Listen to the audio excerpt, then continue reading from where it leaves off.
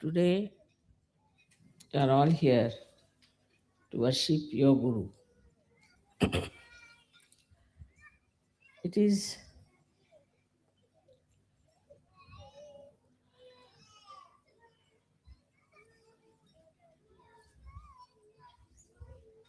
a common practice, especially in India,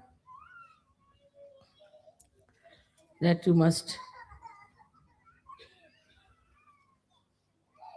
worship your Guru. And the Guru has to fully be in control of his disciples.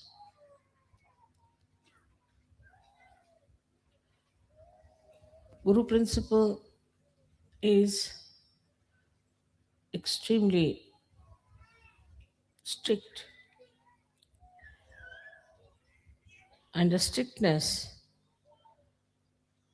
made many people could not conform to the ideals of a disciple. In those days, the Guru had to be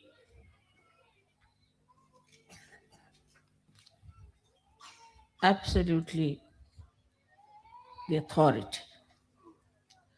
And it was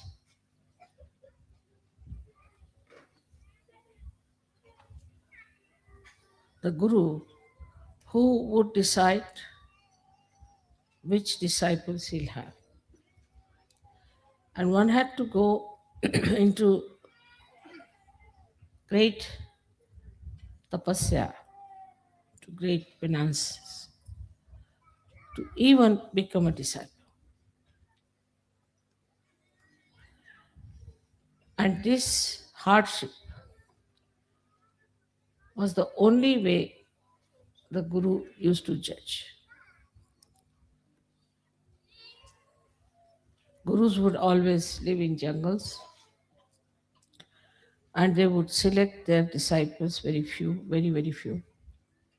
And they had to go and beg food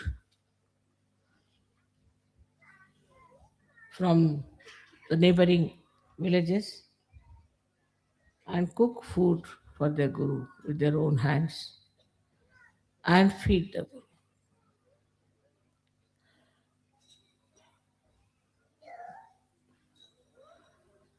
That sort of Guru business is not in search. That basically we must understand that the difference between those styles of guruship and that we have now is this, that very few individuals were given the chance to become the Guru. Very few. And these few also were selected out of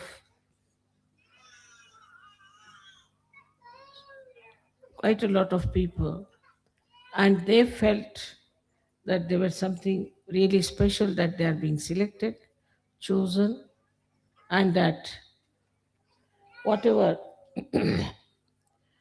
uh, they will have to go through is all welcome. With this idea, they became the disciples. But Sahaj Yoga is a very different thing. I would say just the opposite. First of all, your Guru is a mother and who suffers from Sandra Karuna. At the slightest things that happen to you, my eyes get filled with tears. So, as a mother, to be a guru is a very difficult thing. But at the same time, for you to achieve heights is also difficult because you get lost when I love you so much, and in that love, you forget sometimes that the progress in your being is very slow. It is important that in Sahaja Yoga you have to be strict with yourself. That's why I said that you have to be your own guru, which people do not understand what it means. You have to be your own guru means you have to guide yourself. You have to treat yourself as your disciple. And you have to trim yourself. If you do not understand the responsibility as Sajogi of working it out yourself, everything, you cannot move very fast because it is a different type of relationship between the guru and the disciples. So, first, I have always said you become your own guru. So, you have to make a lot of introspection and fix your ideals.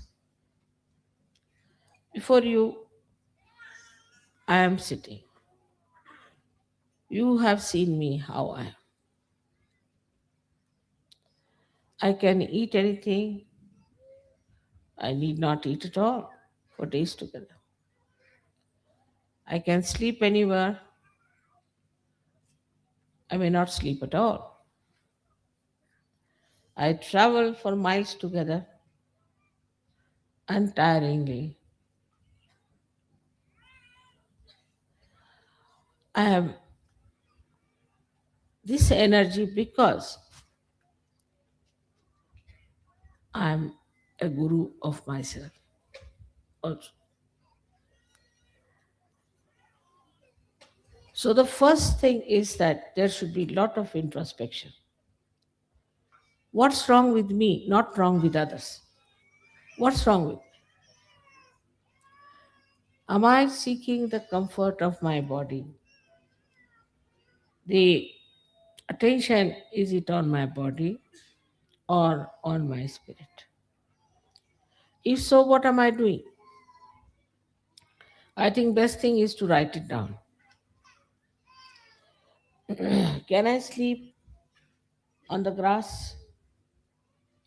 Can I sit on the stone?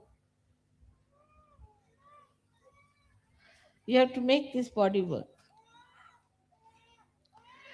Can I sleep anytime I like? And can I keep awake anytime I like? I've seen people doze off. The reason is this, not that they're bad or in any way indisciplined people, but because inside they're tired. If you're tired inside, then you feel tired all the time. You'll see on the television, if you see people in the West, they're always sitting like this because they're so very tired. Why are they so tired? They don't work so hard. So introspect how you behave. Now, when you start introspecting yourself, you'll also start introspecting your surroundings and your styles and your methods and what you are doing to yourself because of the conditionings of the outside. Now, the conditionings of the outside in the West are of a psychological nature. Indians have other conditionings, which are also quite surprising. Or we should say the Western people, they must wash their hand 10 times. Even if their skin comes out, they'll go on washing like mad. They must have a bathroom attached to them all the time. They must have their baths. If they don't have bath, they are not comfortable. They have other conditionings also. All kinds of stupid conditionings they have. But the conditionings that we have in the West are more psychological, and that's why you cannot find out what's wrong with you. The physical conditionings are not so dangerous. You can get over them or you can manage. But when you have conditioning of your psychology, you cannot understand what's wrong with you. Now, if you see, if you introspect around, what you will find is a very subtle thing. Firstly, that because of the wars, maybe, I don't know why, but everybody is afraid of everyone. Especially, I think Freud. Because of Freud, even the mother is afraid of the child. And all these things to Indians are absolutely, they can't understand this. But you people know that very well. They won't touch anybody, they won't hug anyone. First of all, when they used to play football, they used to hug. But now I see they don't hug, they just touch hands like this. After some time, I think they may just do like that or something. So frightened that nobody, even the children I've seen, are frightened of hugging their parents. So the expression of love is not there. When there is no expression, there is no love inside. And that's how it goes on drying up and drying up and drying up. There was a little girl in Sahajya, and I had some present for that child. She was quite young, must have been about 10 years of age. So I gave it to one Sajogi, Western Sajogi, that you go and give it to her and say that I've given. No, mother, I won't give. I said, why? She'll misunderstand me. I said, what will she misunderstand? It has gone so much into the heads of people. And this has created really the psychological insecurity within you. From very childhood, this insecurity has been working. And that's why you are frightened of each other, even of your parents, of your brothers, your sisters. Psychologically, you are suffering. And when first I came to England, they used to say it is the insecurity. I said, what insecurity? The whole world is afraid of the Western world. And what are they suffering from insecurity? They have made everybody insecure all over the world. And why? What are they insecure? They are insecure within themselves, in their own society, in their own family, in their own groups. They are so much frightened of each other. So the first thing, you should be fearless. You are a Sajogi, you are no more immoral. Cannot be immoral. If all the time, if you start thinking that you are immoral, and if you do something, it is immoral, and that you have to go and do some confession somewhere, then what is going to happen to you? What sort of a personality you will have?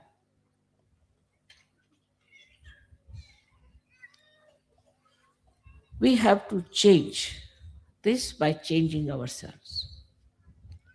So among Sahajogis, there should be no insecurities but maryadas. You must know how to respect each other's privacy. The second thing that if you find with the Western mind, which is a very common thing, that they are bombarded by criticism. There are so many critics that now there are no more artists left. Only critics are criticizing critics. All artists are finished. They are all the time criticized. Somebody will come in. There's an education on criticism. They may not know how to play uh, any instrument. They may not know how to sing, but they can criticize. All right. So all the time in your mind is a way that you always feel that somebody will criticize if you do this. All the time the fear is there that somebody will criticize. So, should I say or not? As Sir Yogis, you shouldn't worry about these stupid people because they're blind. And if they want to criticize, you let them criticize. What does it matter? Makes no difference. But this you have to build up within yourself.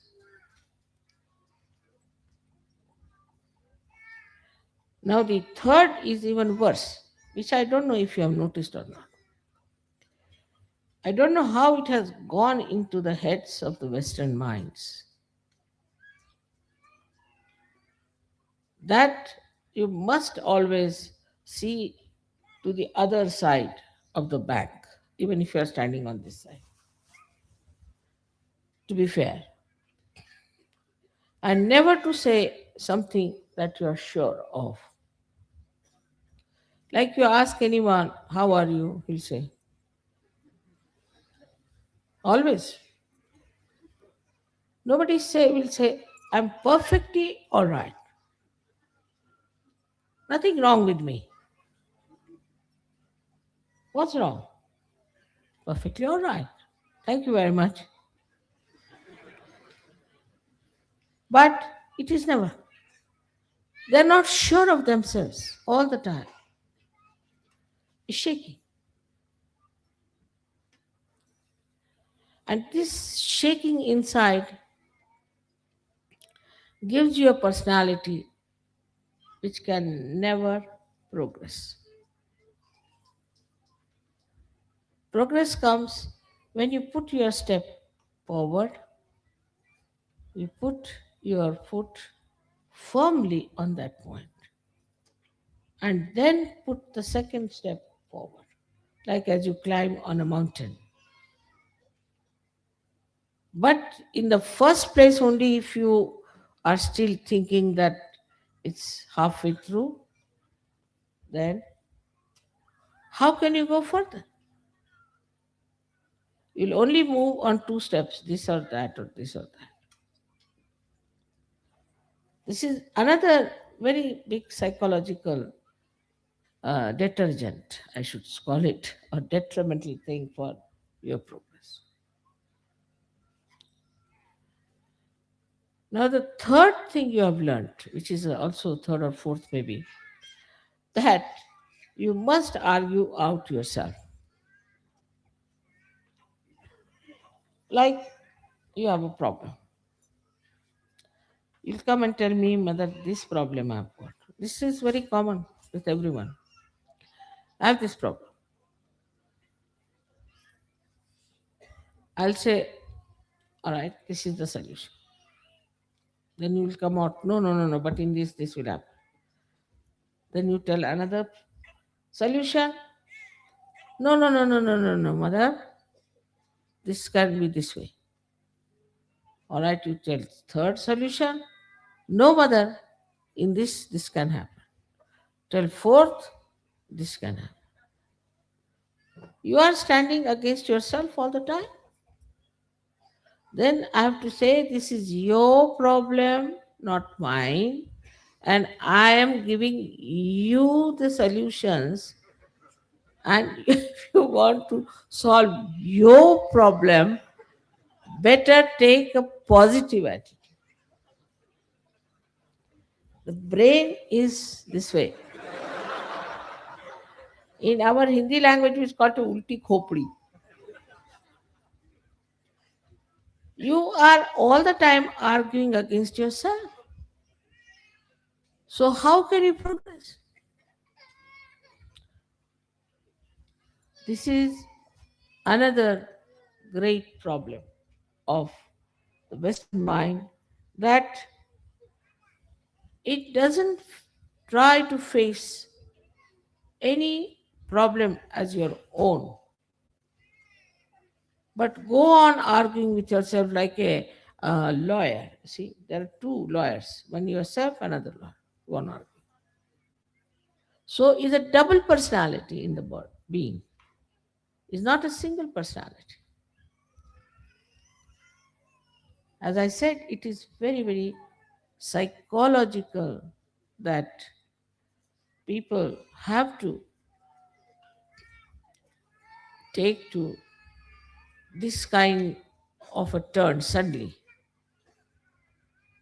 without understanding how dangerous it is.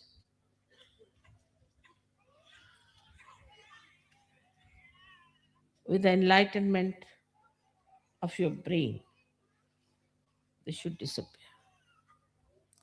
On the contrary, in Sahaja Yoga, it's very dangerous because you say something, you are a Sahaja Yogi, you are connected with the all pervading power. Whatever you say gets connected and it acts.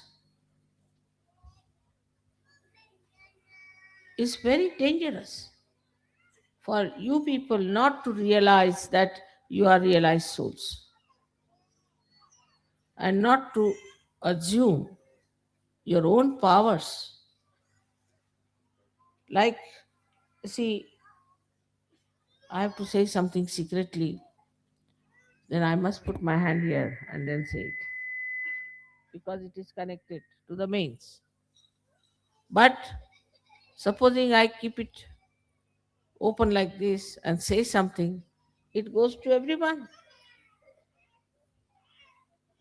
In the same way, whatever the Sahaja Yogis say or desire or want, there are just people sitting there, see here and here, you have put them there. They are listening to you all the time. They are so anxious to do your work. All right, you say so, done. So, whatever you think, or whatever you desire, or whatever you say, you have to be extremely careful.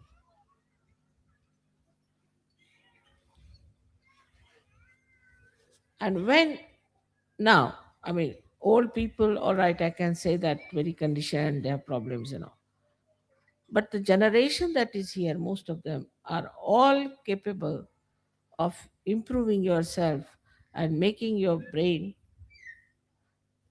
straight by bringing it backwards to the forward.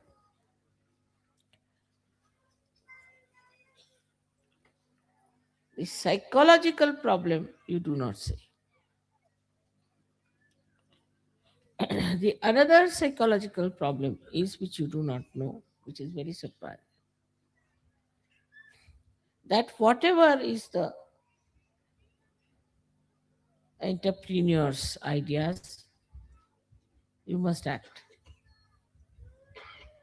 Because the whole fundamentals of Western life is to see and to be seen.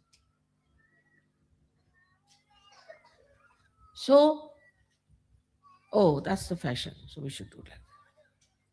This is the fashion, so we do that. Like the other day, about a year back, I went to England and I found all the Serjoginis having their hair here. I said, what's this? So I asked an Indian girl, I said, what is this supposed to be? This is a new fashion. I said, what new fashion? Call it Jiprea in Marathi. We call it Jiprea fashion. Only the Maharashtrians can. And they all had their hair here, like this. All. I said, my God, this is Agya, this they are covering, their eyes will become squinty.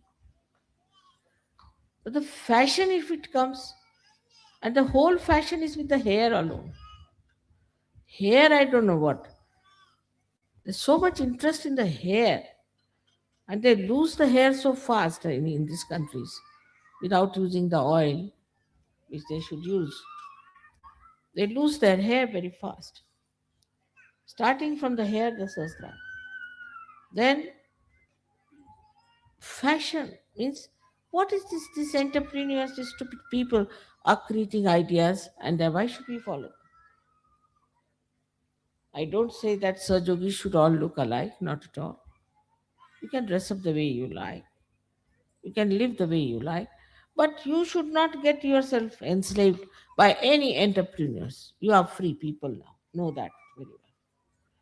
Know that you are absolutely free, and your freedom is absolutely in the light of your enlightenment.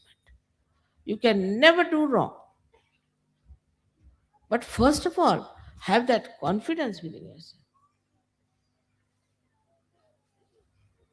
that whatever you have to do, you are not going to enslave yourself to entrepreneurs, what people have to say, how you will look, how you will appear before. This is a very important point that half of the time we are laboring just to look like many others. It's very surprising how these entrepreneurs have befooled the Western people. In India, it won't work. Won't work, especially the Indian women. This in between came a mini sari. Came up to Bombay for about 4 5 days. I think disappeared. No Indian woman would wear a mini sari. Finished. Nothing doing.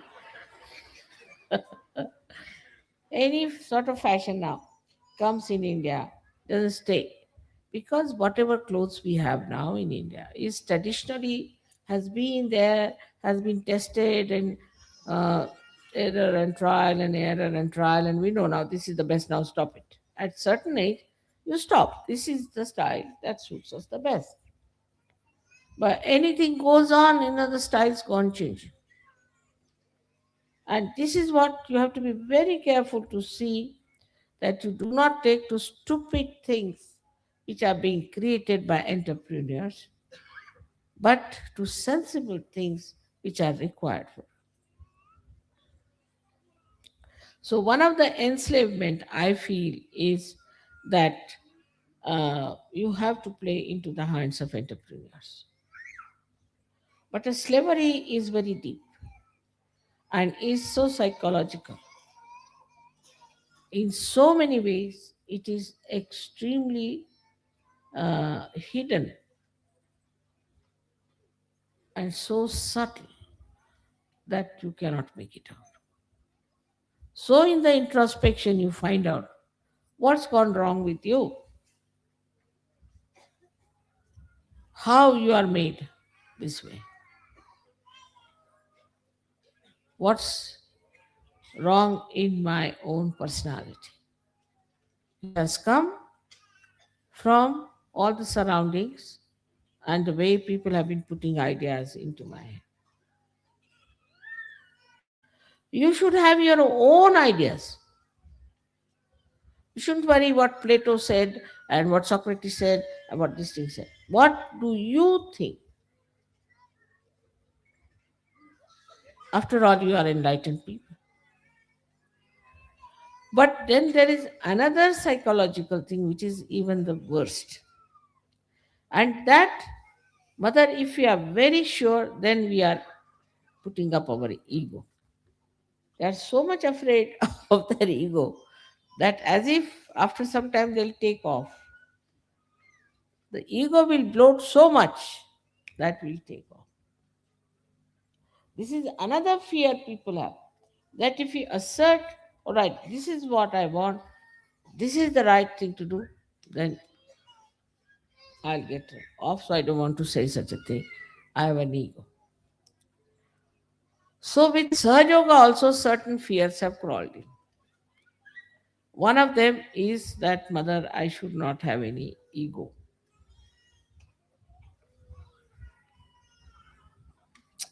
Now, what is the problem of ego? That also surprising despite all fear and everything. As a reaction to it, people have developed a kind of a uh, protesting character.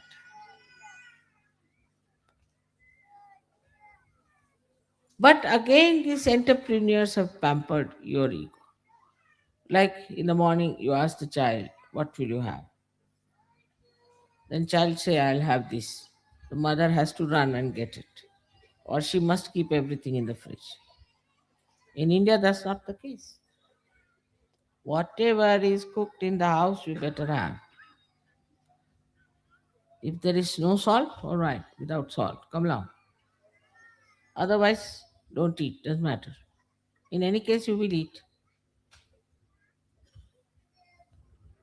So, when the disciplining comes within yourself and you understand this, then you do not say, I desire only this, I desire only this. What you desire, you tell yourself. All right, you will not have it for 1 month. Let's see.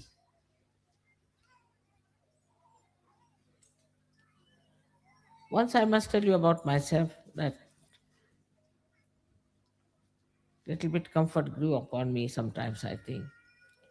So we had a transfer, and my family was not with me at that time. We had only one small little bed where my husband slept, and I slept just on the bare cement in the. And next day I started getting the pain in the body. I said, all right. I slept on the cement for 1 month. On the cement you get pain, all right, sleep now. 1 month I said I'm going to sleep on the cement.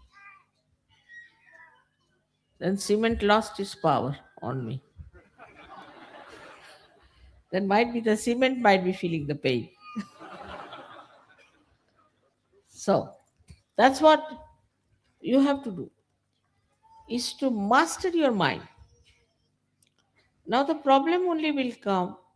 What is the discretion? This ego will come up, mother. Because your ego, as I said, is developed by reactions, by protesting against things, and also by the pampering of the uh, entrepreneurs.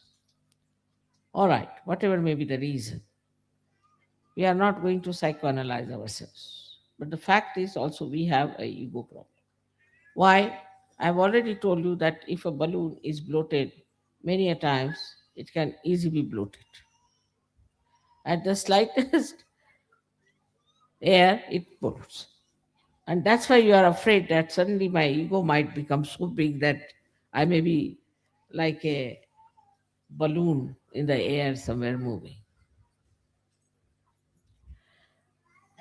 But how to get rid of this is to know that you are an enlightened soul. Respect yourself. Once you start respecting yourself, you will not fall into any traps of ego. Very simple. Respect yourself.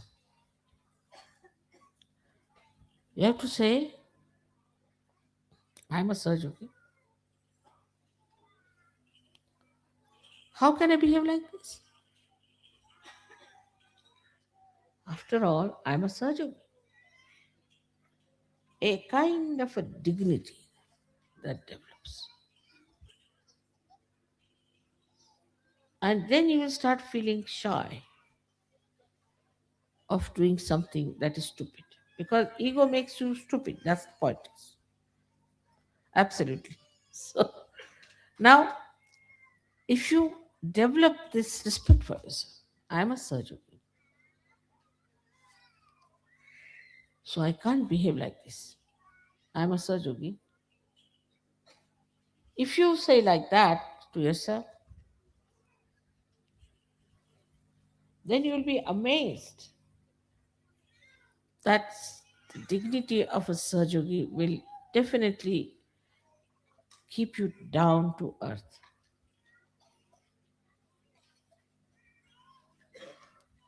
you will not get into the trap of your ego. So one side is the conditioning, another side is this ego. Simple thing is ego. That dignity has to be developed.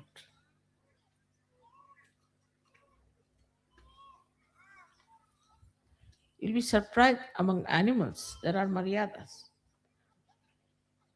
Like a tiger won't behave like a snake, and snake won't behave like a tiger.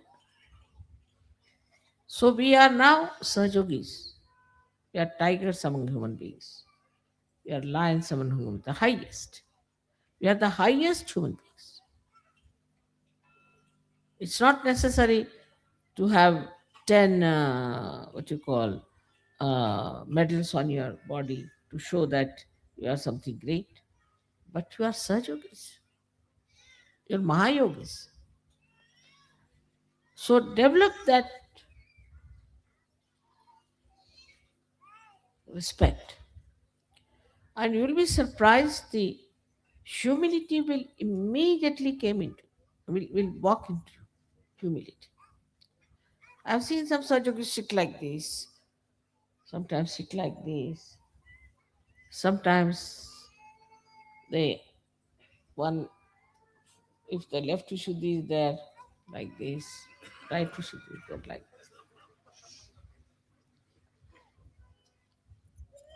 But then you see yourself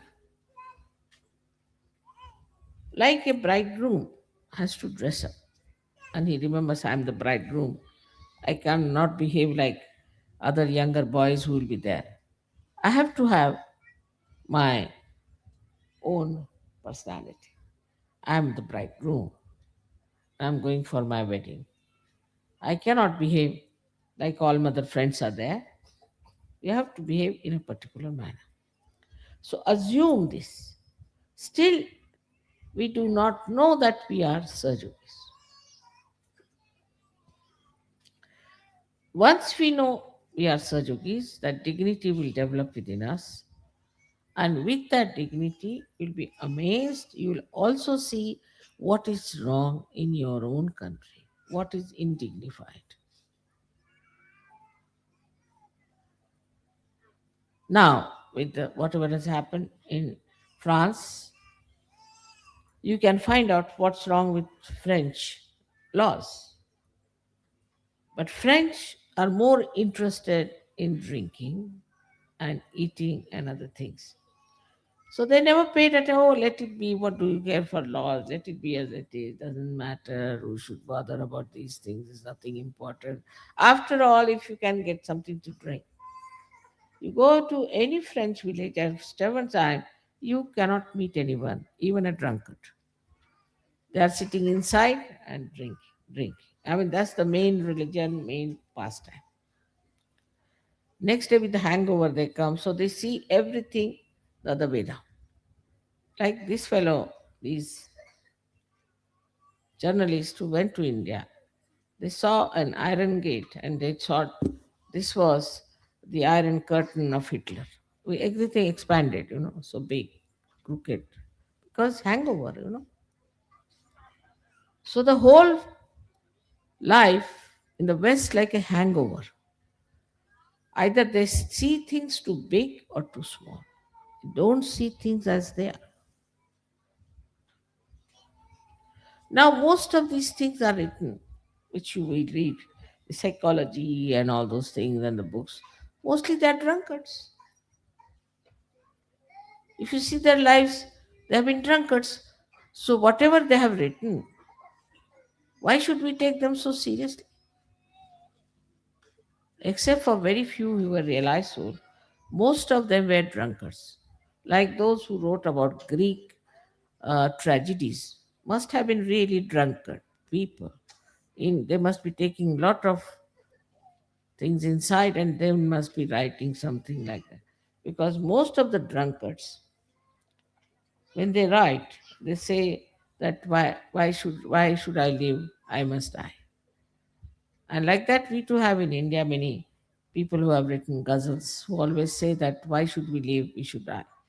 So there's one poet who has said, now you're talking of die, why don't you die once for all? So you will realize that what you will write, what you will say, is higher than all these people.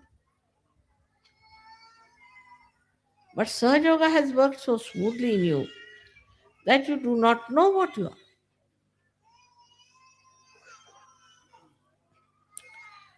Today on Guru Puja, you are worshipping your Guru.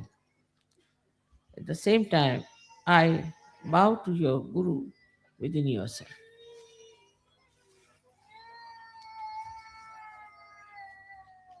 Let your Guru come up and show itself. Especially the kind of a Guru you have.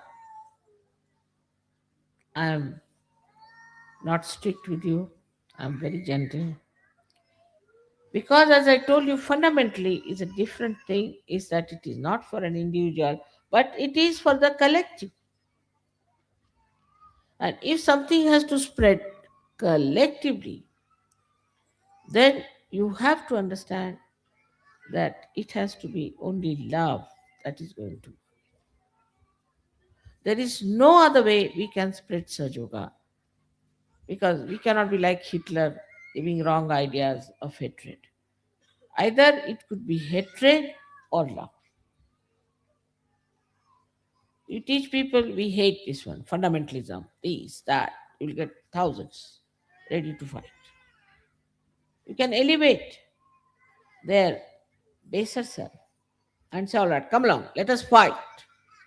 Racialism, this, that, anything, even nationalism. All right, there are people. But when I say love is very different, try to understand. And because of our collective work, you have to know that love is a source of energy that makes things grow in a living manner.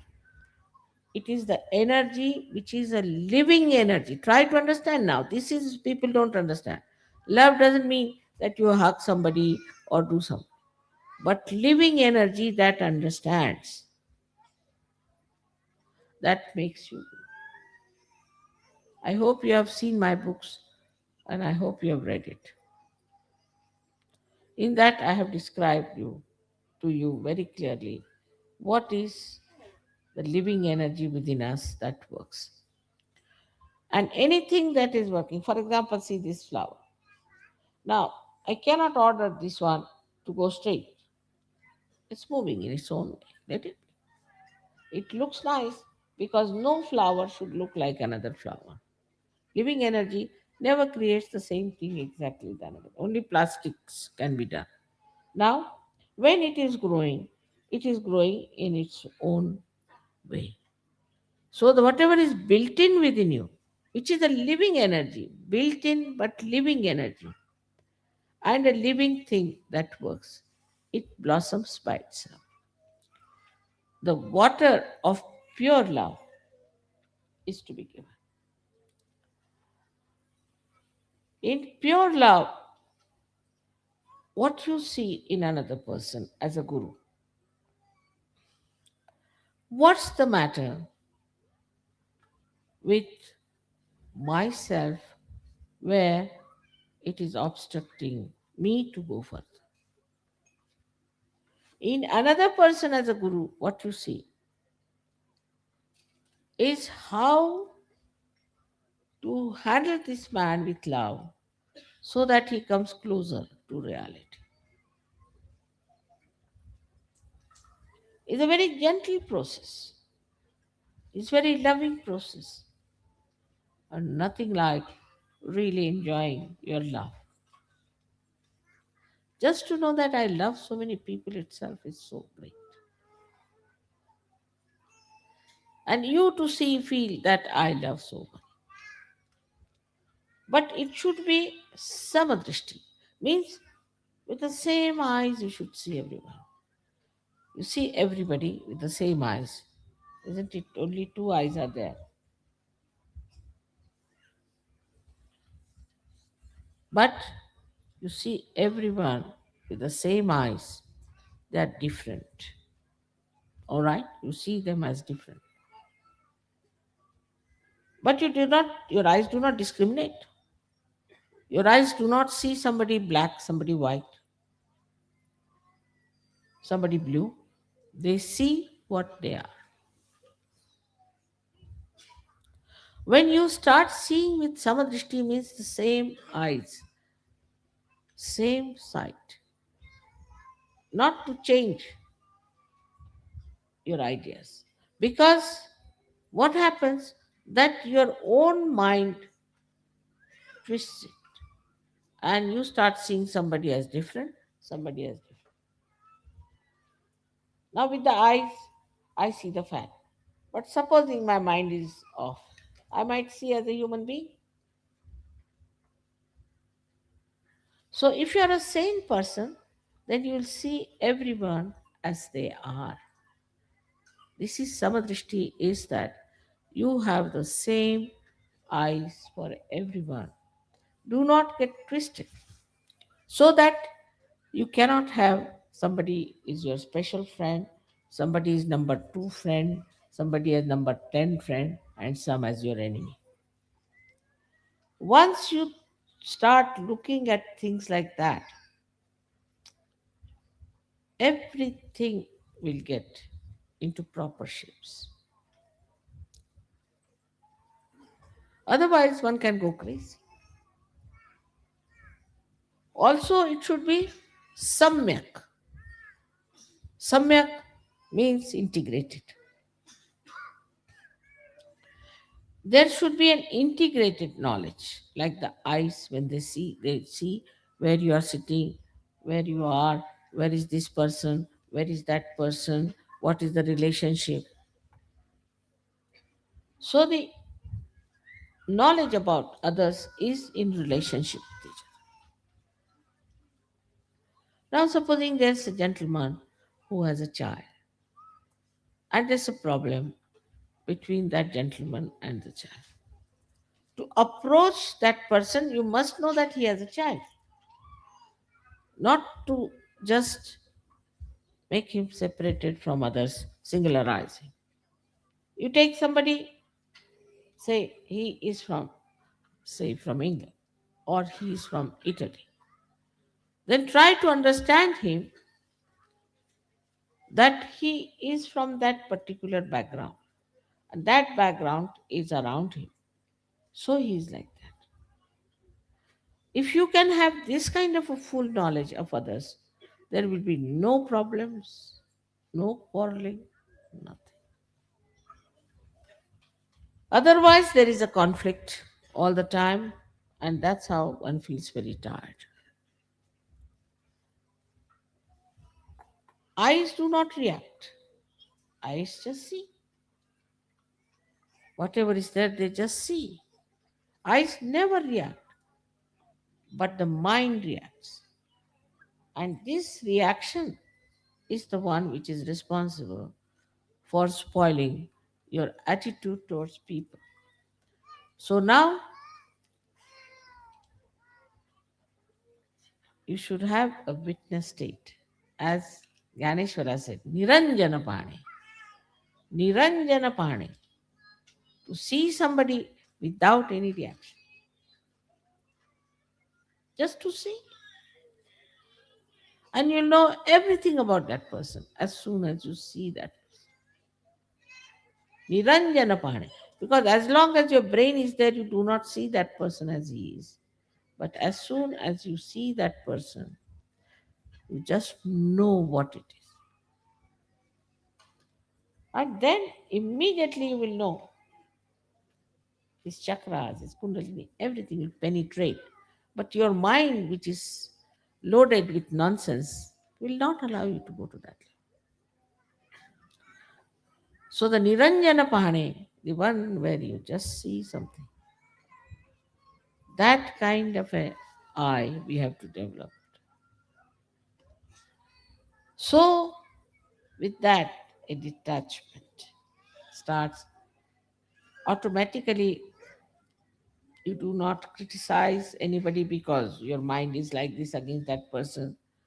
You do not love somebody because your mind thinks this way. You do cannot form groups. You cannot have some people who are dear to you, some are not.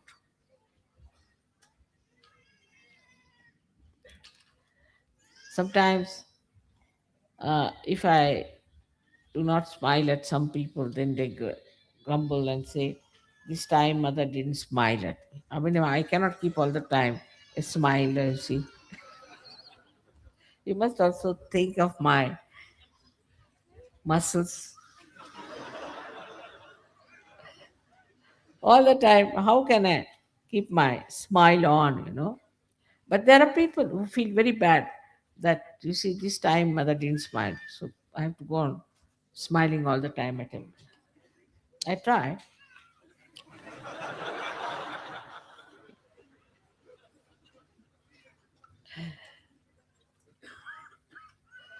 So the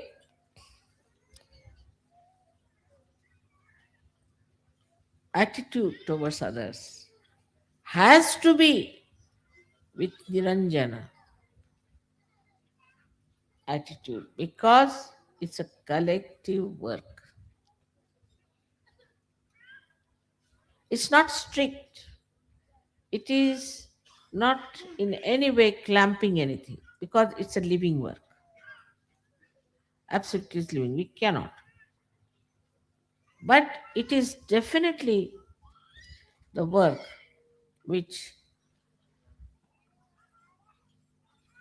creates harmony, love, affection, feeling of oneness. Imagine to think about someone who is not kind to you or is a horrible thing. Better think how nice you could be to that person. So the attitude should be that how nice I'm going to be with that person. See, somebody is angry with you. It's easy to fight. Come along. You are angry, I'm angry. No, go and just tickle.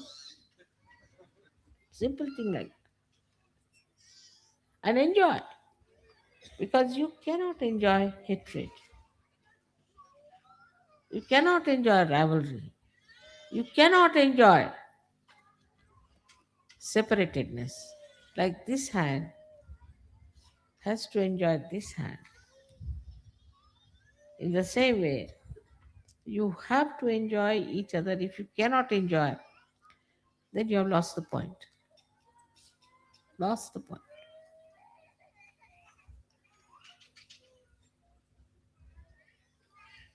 So, in the collective progress, we have to know that we cannot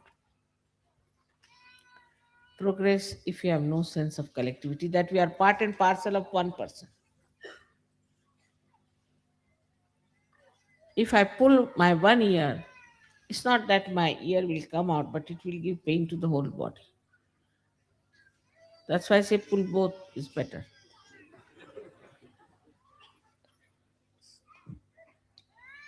And when you start, you see, seeing this way yourself, then you'll be amazed the kind of a sweet humor about yourself develops.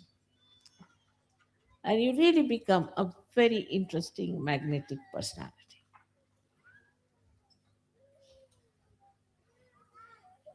and a very enjoyable person, extremely enjoyable. Everybody will seek your company. This is what is the sign of your Guru principle being enlightened. Of course, I said that you should get detachment, you should not have any attachment to this and that and that and that. This is all talk. But actually, only introspection and assumption, or we can say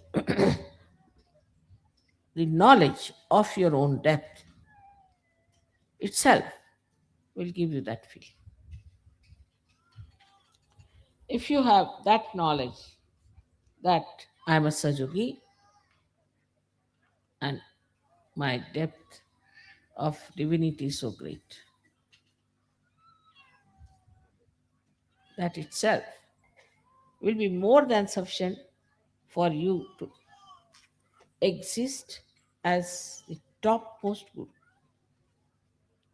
Actually, I am no more a guru. I was never a guru. I am a mother. I am hopeless guru. Because a guru cannot be strict. It's useless. And I have to prepare myself to say things, if there's problem between two people, and then if there's some gap of time where I have to say to them, then I start how to become strict. I tell myself, spontaneously if something comes, then I say, why are you doing like this for the most? Spontaneous. So you have to develop this special style of guruship in yourself, which is for the collective working. Again, remember, it is for the collective working. So today, you worship your guru principle within yourself when you are worshipping. I would not say that you should try to follow me because I'm hopeless in many things. Say, banking, I don't understand. Money, I don't understand. I mean, there's so many things I don't. Really. I'm hopeless. Law, I don't understand. I mean, you should not be like me, agreed. But you should be able to say, as I say, that, you see, I have these problems.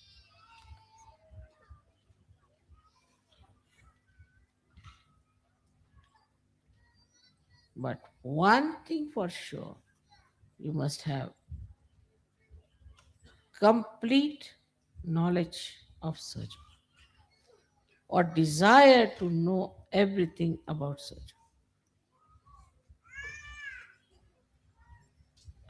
If that works out,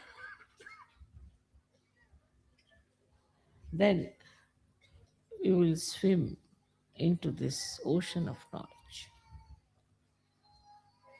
like a jet. And whatever you want to know, you will know. But there should be a desire to know. Never get satisfied that I know sufficiently enough about surgery. No, never. In all other things, you can be satisfied, but only on one thing, that Surge Yoga still I have to know through my brains. And my heart should have that knowledge. It should be in my heart, not only in my brain. I should know through my brain, it should be in my heart.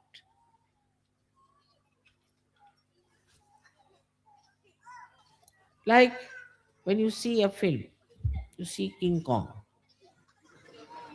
Then you know it's King Kong, all right, it's the film, doesn't matter. Normally, our knowledge is like that. But if you see Mr. King Kong standing here, oh my God, he's already here. In the same way, when our knowledge is in the brain, it is just like a film is away from, it's not in our heart. But when it is heart, it acts. It works. It doesn't work through brain. In the brain, it just stays, but in the heart, it works.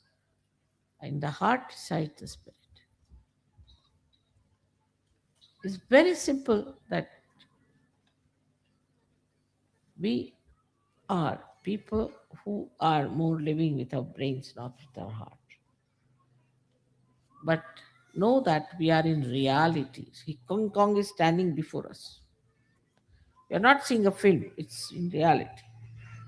And in reality, the heart has to work, not the brain. Because reality is only through the heart, not through the brain. Once you understand this, then you open your heart, enlarge it. Now this is in my heart. So the whole thing will be so clear cut in your head. You will know everything clearly, what is to be done, how to react, how to work it out. If you put all this knowledge of Sahaja Yoga into your heart, First of all, you'll have to enlarge your heart, otherwise, you can't put this ocean. And then you should, this Sahaja. To me, everything seems to be Sahaja. Buying this house, coming to this place, all this is Sahaja. I can see clearly. Anything that I see, I connect it to Sahaja immediately. This is Sahaja. Why this is so? This is because of Sahaja. This is Sahaja. So everywhere you start seeing Sahaja Yoga, when your heart knows what your brain knows. I've known people who know all the mantras very well, everything very well, and all that. But in the heart, so put it in the heart. In Sahaja, the Guru is not through his brain, but through his heart. May God bless you.